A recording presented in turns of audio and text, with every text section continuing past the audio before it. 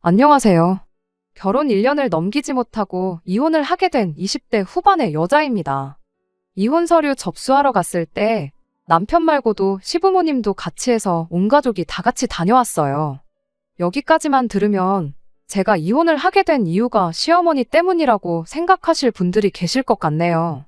하지만 사실은 전혀 그렇지 않아요. 너네 이혼하는 김에 나도 이혼해야겠다고 시어머니도 같이 이혼 서류 접수하러 따라왔던 거였거든요.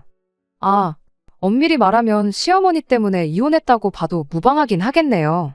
남편을 언제 만나고 어떻게 만났는지는 중요한 이야기가 아니니까 간단하게 정리하고 생략할게요. 연애 9개월 하고 결혼했고 결혼은 반반 결혼했어요. 정확히 10원 단위까지 절반 나누고 결제할 때마다 네 반 내 반씩 낸 건 아니지만 누가 더 내고 누가 덜 냈다 이야기 안 나올 정도로 합리적으로 반반 결혼했습니다. 결혼 준비하는 동안 아무런 문제가 없었고 뭐 이상한 것도 없었어요. 그런데 결혼식 당일날 무언가 말로 표현할 수 없는 묘한 느낌을 받게 되었어요. 그 느낌은 얼마 지나지 않아서 궁금증으로 바뀌었고요. 결혼식 날에 제가 워낙 긴장을 했던 터라 신부 대기실에서 완전히 얼어붙어 있었어요.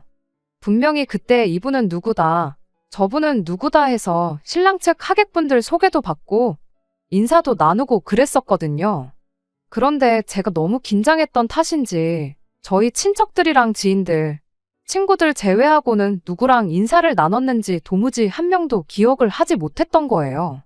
물론 결혼했으니까 나중에야 정식으로 인사를 드리는 자리를 다시 가질 수 있겠지만 그래도 대충 어느 정도는 눈에 익혀놓는 게 저한테도 좋은 거 아니겠어요? 결혼식 내내 자꾸 그 생각하느라 신경이 쓰였는데 생각해보니 식 끝나고 식사하는 동안 한 번 더 인사를 드릴 기회가 있다는 걸 깨달았어요. 원래도 제 직업 특성상 사람 얼굴 기억하는 것 하나만큼은 자신 있는 분야였다 보니 한 번 더 인사드리면 절대 까먹을 일 없겠다 생각했지요. 그렇게 식사 시간에 하객분들 한 분 한 분 찾아가 다시 인사를 드리고 왔어요. 대충 누가 누구인지 얼굴하고 매치시켜서 기억을 딱 해놓았는데 그때서 뭔가 이상하다는 생각이 들었어요. 결혼식에 찾아온 손님분들이 하나같이 다 남편의 시외 가친척들 뿐이었고 남편의 친가친척분들은 단 한 명도 참석하지 않았거든요. 결혼 전에 시아버지 가족관계까지는 제가 따로 들은 바가 없었다 보니 왜 친가친척은 한 명도 안 왔는지 그냥 단순하게 호기심이 생기더라고요.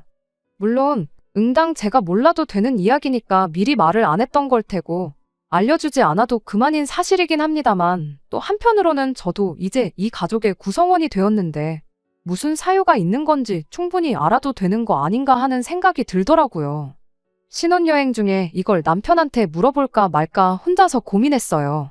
그냥 거리가 멀어서 우연찮게 친척분들 모두가 날짜가 안 맞아서 참석 못했다는 단순한 이유일 수도 있겠지만 최악의 경우에는 아버님의 가족사에 아픈 상처가 있다거나 며느리인 저한테도 말 못할 비밀이 있을 수도 있으니까 제 입장에서는 이걸 물어보는데 최대한 조심해야 할 수밖에 없었습니다. 그런데 아무리 생각해도 제가 먼저 물어보거나 먼저 알려주기 전까지는 절대 제가 알아낼 방법이 없겠더라고요. 뭐 흥신소를 구해서 알아보는 방법도 있었겠지만 제가 뒷조사하는 것도 아니고 남편이나 시부모님이 알게 된다면 그건 그거대로 저한테 좋을 거 하나 없겠다 싶었고요. 결국엔 신혼여행 마지막 날에 남편한테 직접 물어봤어요. 왜 결혼식에 오빠네 친가친척은 한 명도 오질 않았느냐고 말이죠. 아침 드라마에나 나올 법한 그런 가족사 같은 게 있을 줄 알았고 남편도 대답하기 엄청 껄끄러워할 줄 알았는데 막상 제 질문을 받더니 대수롭지 않게 그거? 하면서 대답을 해줬어요. 과거에 어머님하고 친가친척들 사이에 무슨 일이 있었는데 그때부터 친척들하고 시부모님하고 연을 끊고 살게 되었다고요. 남편도 자세한 내용은 몰랐는지 그냥 뭉뚱그려서 연을 끊고 지내고 있다 그렇게만 알고 있었어요. 원래는 한 동네에서 다 같이 모여 살 만큼 사이가 좋았다는데 무슨 일인지는 자기도 워낙 어릴 때 일이라 자세히는 모른다더라고요.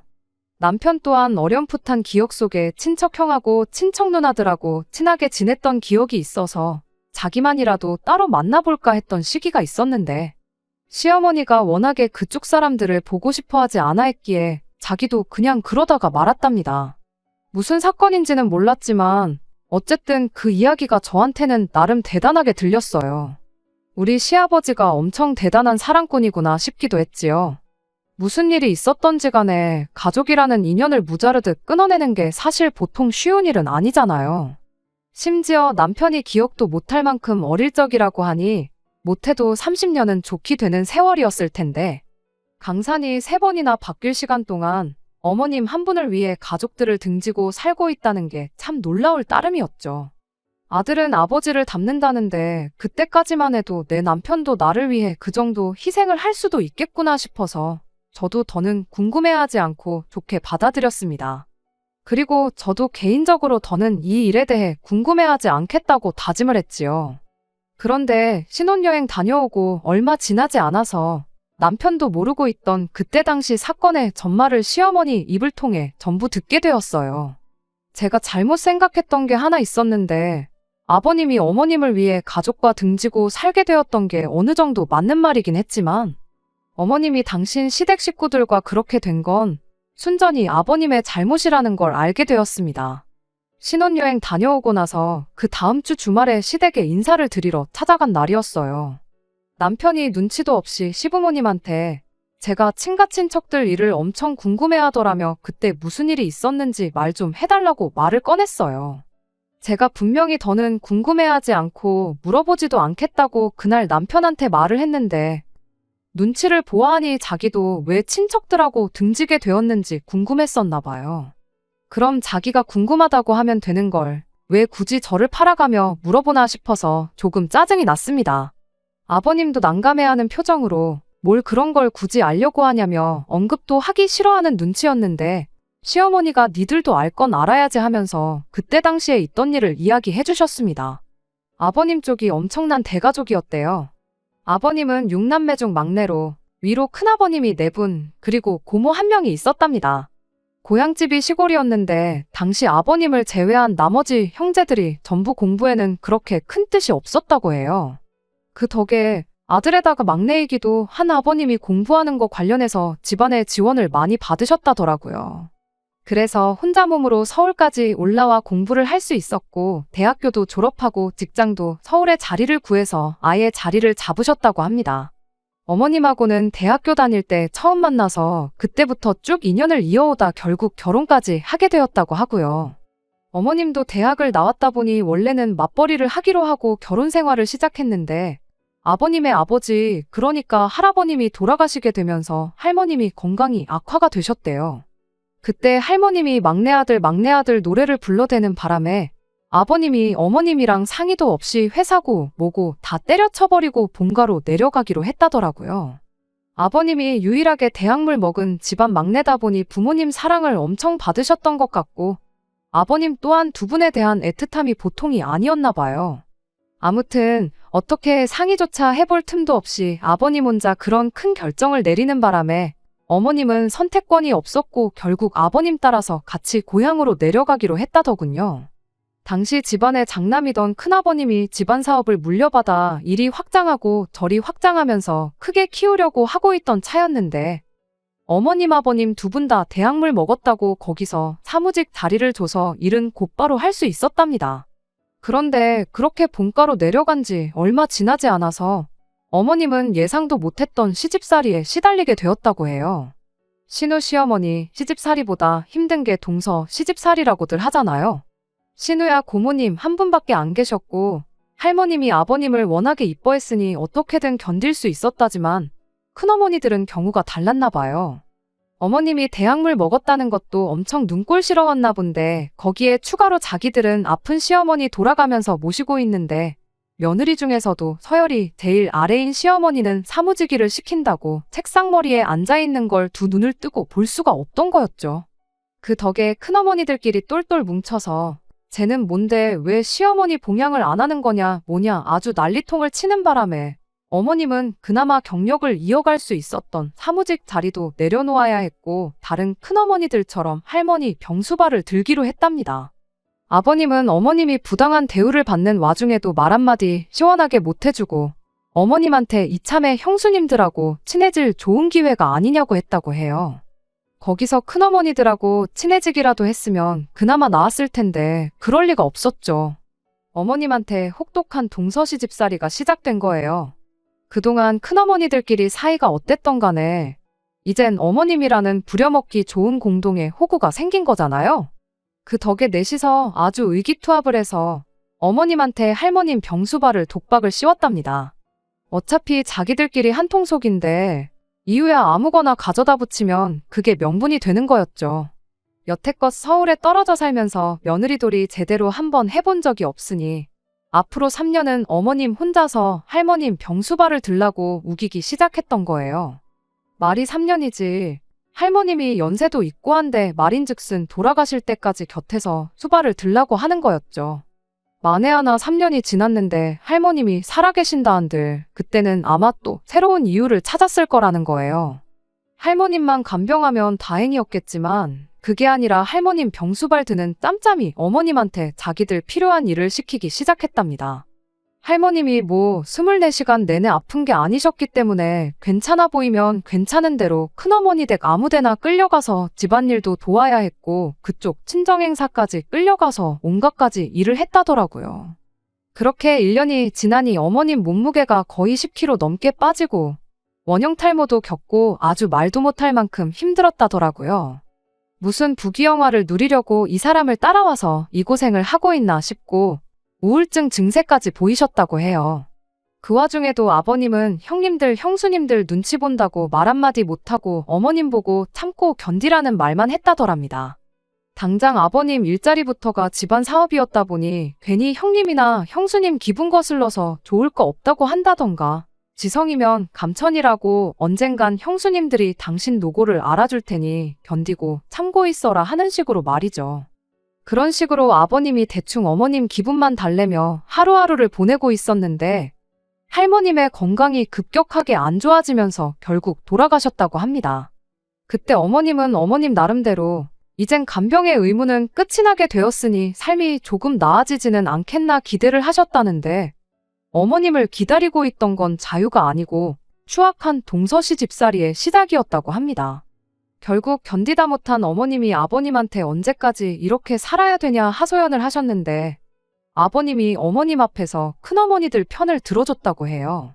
시집살이 당신만 하고 있는 줄 아느냐고 우리 큰형수님도 처음 시집 왔을 때 어머니한테 시집살이 제대로 당했었고 아래로 들어온 형수님들도 어머니부터 위로 형수님들까지 다 시집살이 겪고 오신 분들인 거 모르냐면서요. 시집살이라는 게 원래 대물림 되는 거 모르냐고 우리가 서울에서 사는 동안 안 했던 자식돌이 며느리돌이를 하고 있는 거니 불만 갖지 말라고 했대요. 그때 어머님이 터져버린 거예요. 아버님 말을 믿고 시간이 해결해 주겠지 하고 참아왔지만 아버님 말대로 시집살이가 대물림 되는 거라면 아버님 밑으로는 남자 형제가 아무도 없으니 평생 이 모양 이 꼴로 살아야 되는 거 아니냐. 이 못 믿어온 사람이 평생을 가도 내 편을 들어줄 것 같지는 않고 그 꼴을 보면서 평생 동서들 식모 노릇하면서 살았다간 내가 살아도 내 명예는 못 살겠구나 싶으셨던 거죠. 그래서 아버님께 심각하게 이혼 이야기를 꺼냈답니다. 당시 어린아이였던 남편 교육 문제도 있고 평생 이혼녀 딱지를 달고 살지언정 더는 당신네 가족들 식모로 살 생각은 없다고요. 아버님은 그제서야 사태의 심각성을 깨달은 건지 결국 그 후로 몇 달 지나지 않아서 두 분은 다시 서울로 삶의 터전을 옮기게 되었다고 합니다. 서울로 돌아가는데도 아주 난리도 아니었대요. 큰어머니들 입장에서는 지난 몇 년간 온갖 귀찮은 일을 도맡아서 처리해주던 일꾼 하나가 사라지는 거나 마찬가지였으니 말이에요. 그때 이렇게 떠나는 법이 어디 있냐며 이대로 가면 평생 가족 대접은 못 받을 줄 알라며 강하게 나왔다는데 어머님은 어차피 이혼까지 결심하셨던 터라 그러거나 말거나 알아서들 하라고 강하게 나갔답니다. 결국 그렇게 남편의 친가친척들과 그 후로 평생 연을 끊고 살게 되었다는 이야기였어요. 다 쓰고 보니 엄청 긴 이야기네요.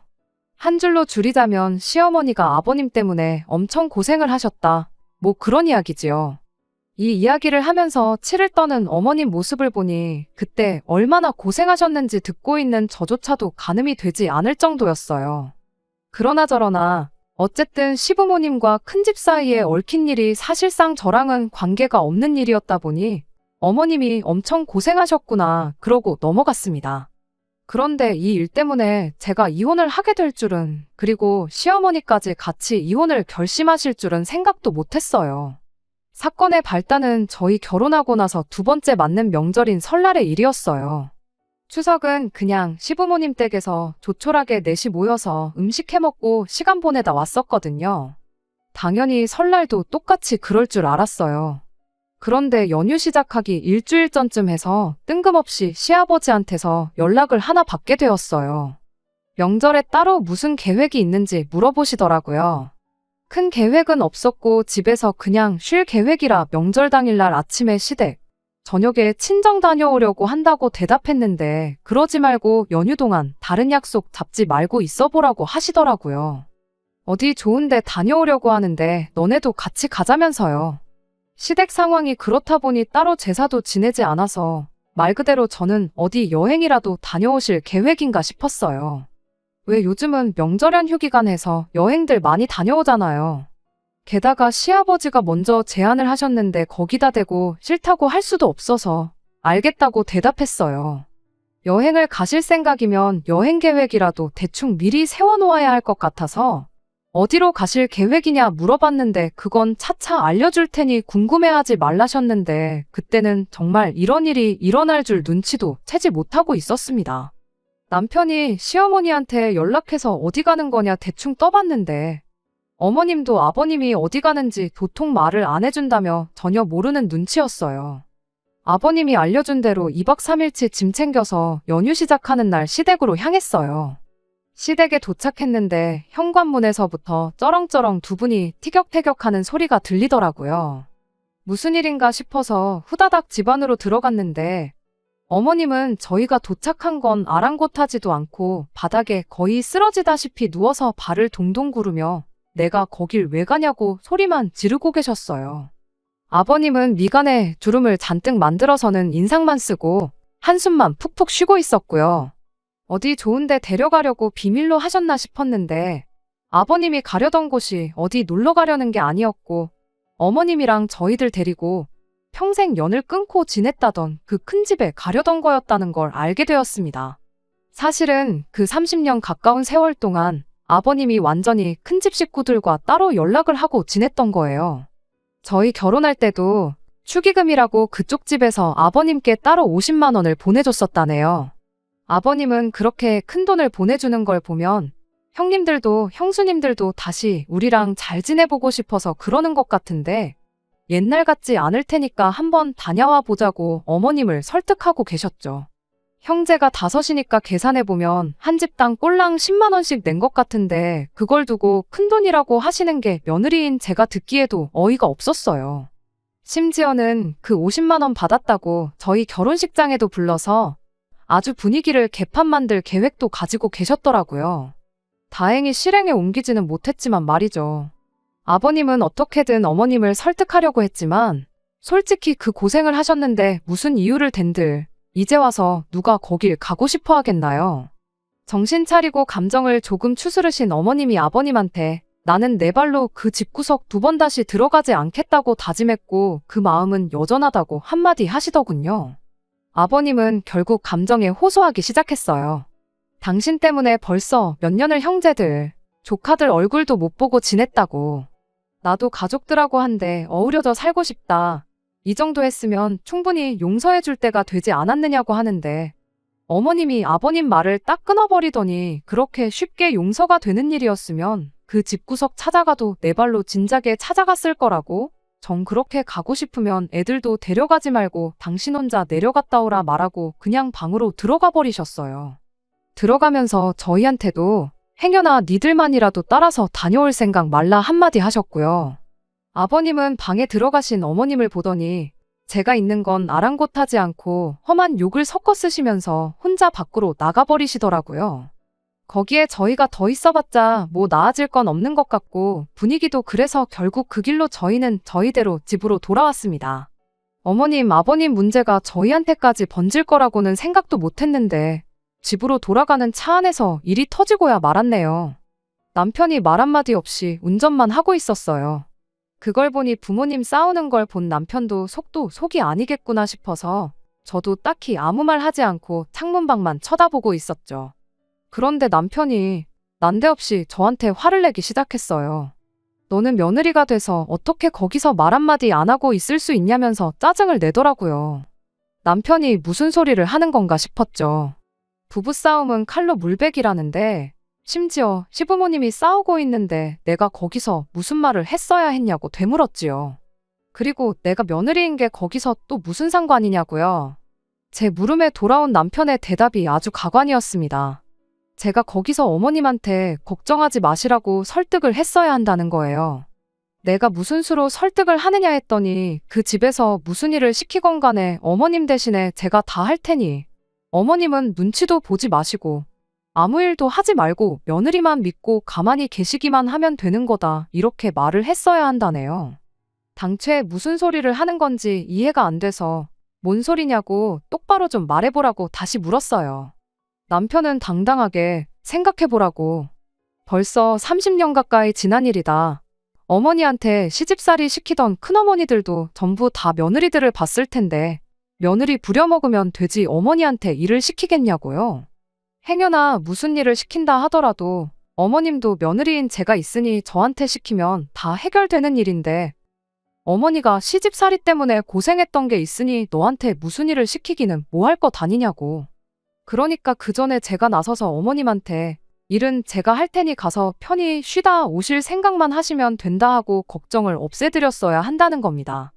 제가 남편한테 지금 제정신으로 하는 소리냐고 했어요. 어머님 말 맞다나 아버님이 그때 당시에 시집살이는 대물림 되는 거라고 했던 말이랑 다르게 뭐가 있느냐고 따져 물었죠. 그랬더니 그때랑 지금이랑 같냐고. 시대가 달라졌는데 어머니가 당했던 것처럼 너한테 뭐 혹독한 일이라도 시킬까봐 그러냐. 그리고 만에 하나 너한테 일을 시킨다고 한들 어머니처럼 몇 년을 시키는 게 아니고 고작 2박 3일 하고 오는 건데 그게 그렇게 힘든 일이냐고 입에 개거품을 물더라고요. 제가 사람을 잘못 봐도 한참 잘못 봤어요. 자초지종을 모르고 아버님이 어머님을 위해서 가족들과 연을 끊었다는 사실을 알게 되었을 때 남편도 아버님을 보고 배워서 배우자를 위해선 가족과도 연을 끊을 만큼 어려운 결단을 내릴 줄 아는 사람이겠다고 생각했는데 그게 아니고 닮아선 안 될 부분만 쏙 골라서 닮은 거였어요. 이대로는 집에 가서도 똑같은 이유로 대판 싸울 것 같아서 남편한테 그 길로 차 돌려서 다시 시댁으로 가자고 했습니다. 이유는 말 안 해줬는데 남편 표정이 한층 밝아진 게 제가 시댁에 다시 가자고 한 게 시시비비를 가리려고 하는 게 아니라 자기가 말한 대로 어머님 설득해서 큰 집에 모시고 가려고 하는 거라 생각했었나 봐요. 저는 열받아서 말 한마디 나오질 않는데 남편은 뭐가 그렇게 신이 난 건지 콧노래까지 흥얼거리면서 운전을 하고 있더라고요. 그래, 어디 한번 집에 가서도 콧노래가 나오는지 한번 두고 보자 했어요. 결국 그렇게 시댁에 다시 도착했습니다. 저희 나갈 때만 해도 집 밖을 뛰쳐나가셨던 아버님이 다시 들어오신 건지 또 현관문 앞에서부터 요란한 게 두 분이 저희 집에 가고 나서 같은 일을 가지고 2차전을 하고 계신다는 걸 알 수 있었습니다. 남편은 이 상황을 해결할 구세주라도 된 것 마냥 당당하게 현관문을 열었어요. 어머님도 아버님도 다투던 걸 멈추고 니들이 여기는 왜 다시 또 왔냐는 표정으로 저희를 쳐다보셨고요. 남편은 의기양양하게 엄마 아빠 여기 며느리가 할 말이 있대요 하면서 저를 두 분 앞으로 떠밀었어요. 남편은 그때까지도 자기가 했던 말대로 제가 시어머니한테 시집살이는 제가 어머님 대신 총알바디가 돼서 전부 받아내줄 테니 안심하시라는 말을 꺼낼 줄 알았나 봐요. 하지만 제가 미치지 않고서야 거기서 그런 말을 꺼낼 이유가 없었어요. 남편이 원하는 소리를 해주는 대신 어머님한테 어머님 아들이 차 안에서 나한테 이렇게 말했다고 토시 하나 빼먹지 않고 그대로 설명드렸습니다. 이 사건의 원흉이나 마찬가지인 아버님도 당신 아들이 얼마나 멍청한 소리를 했다는 걸 아시는지 아무 말도 못하고 어이없다는 표정만 짓고 계셨어요. 어머님은 이야기를 듣더니 아주 자식이나 아비나 둘 다 똑같은 놈들이라고 이 집구석 남자들은 왜 저 모양 저 꼴이냐며 아주 분통이 터진다고 하시며 가슴을 다 부여잡더라고요. 그리고 어머님의 화살은 다시 아버님한테 향했어요. 그때 당시 생각해보라고 어머님 병수발 들고 당신 형수님들 집에서 개같이 부려먹힐 때 당신이 한 게 뭐가 있냐고요. 개고생은 나 혼자만 했지. 당신은 당한 게 하나도 없으니 이제 와서 다시 가족이네 어쩌네 하면서 사이좋게 지내고 싶다는 소리가 나오는 거 아니겠냐고. 그게 아니고 그때 그냥 같이 서울로 올라오는 게 아니고 아예 이혼을 해서 당신은 거기다 버려두고 왔었어야 했다. 그럼 적어도 아들 자식이 지 아비랑 똑같이 자기는 아무것도 할 생각이 없으면서 마누라 팔아먹고 떡이나 먹으려는 그런 사상을 갖고 자라게 두지는 않았을 거 아니겠냐고 하면서 한탄을 하시더라고요. 그러더니 제 손을 붙잡고서는 저한테 미안하다고, 내 아들이 이딴 자식인 줄 알았으면 아예 결혼한다고 했을 때 반대를 했었을 거라며 몇 번을 저한테 사과를 하시더라고요. 그럴 게 아니고 나는 지금 당장 이혼을 해야겠으니 이혼 전문 변호사부터 알아보러 가자고 제 손을 잡아 끄셨어요. 자기 이혼하는 김에 너도 상담이라도 한번 받아보라면서 말이죠. 어머님 감정이 너무 격양되어 있는 것 같아 거기선 제가 어머님을 말렸습니다. 어머님한테 변호사들도 명절에는 쉬지 않겠느냐고 변호사는 명절 끝나고 알아보러 가자고 하고 말이에요. 어머님도 제 말 듣고 한 발 물러나시더니 두 남자들한테 한마디 하셨습니다. 두 사람 다 꼴도 보기 싫으니까 당장 나가라고요. 어디 딴 데 가지 말고 이 길로 차 끌고 큰 집에서 2박 3일 동안 머리나 식히고 오라고. 어디 딴 길로 샜다가 걸리면 그 길로 평생 내 얼굴 못 보고 사는 줄 알라고 강하게 나오셨어요. 결국 남편하고 아버님만 둘이서 큰 집으로 출발하게 되었습니다. 저는 저대로 그냥 집에 돌아갈까도 했지만 두 사람 출발하고도 어머님이 손을 계속 바들바들 떨고 계실 만큼 혈압이 올라가 있는 것처럼 보여서 그냥 시댁에 머물렀어요. 늦은 낮잠을 주무시고 그날 저녁이 돼서 어머님이 저를 부르셨어요. 그리고 거기서 둘이 진솔한 이야기를 나누었습니다. 어머님은 저한테 자꾸만 미안하다고 하셨어요. 방에서 혼자 몇 번을 생각해봤는데 아버님이 30년 동안 어머님을 속이고 가족들하고 계속 연락을 해왔던 것부터 이유가 뭐였던 간에 며느리 받자마자 어머님이 저한테 시집살이를 시키게 만들 계획을 가지고 있던 것부터 뭐 하나 용서가 되는 게 없다고. 앞으로 아버님을 남편으로 보고 살 이유도 없는 것 같아 진짜로 이혼을 해야겠다고 하셨습니다. 그리고 아무리 생각해도 제가 그걸 못하게 할 권리는 없다는 생각이 들었어요. 결국 저는 어머님한테 어머님 뜻이 그러시다면 그렇게 하시는 게 맞다고 대답을 했어요. 그런데 막상 대답을 그렇게 하니 저도 생각이 많아지더라고요. 남편이 어떤 생각을, 어떤 사상을 가지고 있는지 이번에 제대로 알게 되었는데 이번 일로 어머님, 아버님이 이혼하게 되면 아버님이 그랬던 것처럼 평생 이 일을 가지고 저 때문에 두 분이 이혼하셨다고 받아들일 테고 그걸 두고 겉으로는 안 할지라도 평생을 두고 저를 원망하겠다는 생각이 들었어요. 이틀 밤낮을 과연 제가 그걸 감당하면서 살 수 있을까 고민을 했습니다. 혼자 아무리 고민해봐도 답이 나오지 않던 상황이었는데 큰 집 다녀온 남편이 꺼낸 말 한마디에 결국 이혼을 결정했네요. 저는 남편이 거기 다녀와서 저한테 사과라도 할 줄 알았어요. 그런데 오히려 기고만장해서 돌아왔습니다. 그 집구석에 가서 무슨 조언을 듣고 온 건지 스스로 생각해서 저러는 건지는 모르겠는데 너랑 어머니가 걱정했던 거 다 기우였다. 큰어머니들 다 좋은 분들이더라. 과거에 있던 일들은 이미 다 용서했으니 악감정 하나 남아있는 게 없으시다고 다음 추석에는 꼭 보자고 하시더라. 그러니까 다음 추석에는 꼭 어머니도 모시고 넷이서 같이 다녀오자. 이딴 소리를 하더라고요. 다른 건 몰라도 남편은 어떻게 아들이 돼서 그 집 구석 다녀오고 나서 큰어머니들이 어머니를 용서했다더라 하는 말을 꺼낼 수 있는가 싶었어요. 아무리 생각해도 용서는 어머님이 그분들을 해드리는 게 맞는 건데 말이에요. 그때 확신했어요. 어머님은 이혼을 확고하게 결심하신 것 같은데 그렇게 되면 남편이 평생 내 잘못으로 시부모님이 이혼하셨다고 생각할 테고 그걸 두고 평생 나를 원망만 하고 살겠구나 말이에요. 저는 그날 남편 말에 아무 대답하지 않았고 명절 끝나고 나서 어머님 모시고 변호사 만나고 오는 길에 저도 같이 이혼 상담을 받고 왔습니다. 어머님의 경우에는 소송까지 가도 절대 지지 않을 것 같다는 대답을 들었는데 저의 경우에는 소송으로 갔을 때 기각될 확률이 높으니 최대한 남편과 협의점을 찾아서 이혼을 해야 한다는 조언을 받았어요.